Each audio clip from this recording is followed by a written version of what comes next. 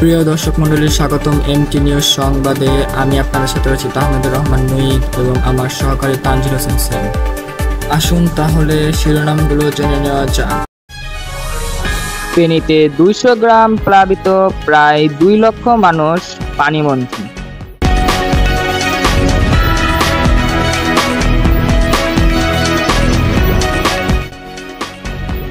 সাত রেঞ্জের ডিআইজি ও 5 পুলিশ কমিশনারকে সরানো হলো।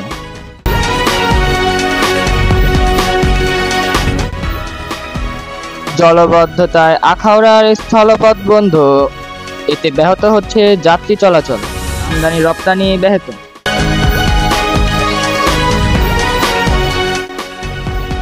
এদিকে নতুন একটি ভাইরাস আবারও কোভিড-19 মতোই ছড়িয়ে পড়ছে, যা এমপক্স নামে পরিচিত। এতে প্রায় 100 জনের মধ্যে 4 জনেরই মৃত্যু হচ্ছে, যা নিঃশ্বাসের মাধ্যমেও ছড়িয়ে থাকে। সুনামগঞ্জে মাদকের বিরুদ্ধে ব্যবস্থা নিতে পুলিশের প্রতি আহ্বান ছাত্র জনতার।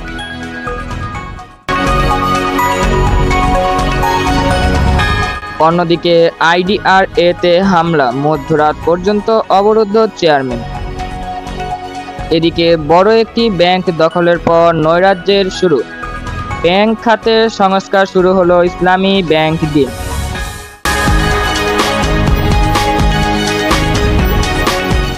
এদিকে নতুন সূচিতে আগামী 5 ও 8 সেপ্টেম্বর হবে ভুটানের বিপক্ষে বাংলাদেশের ফিফা আন্তর্জাতিক ম্যাচ।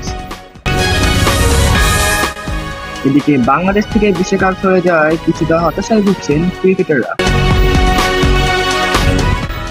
সততার সঙ্গে কাজ করে দেশের মুখ উজ্জ্বল করতে চান বিসিবির নতুন সভাপতি সাবেক জাতীয় অধিনায়ক ফারুক আহমেদ।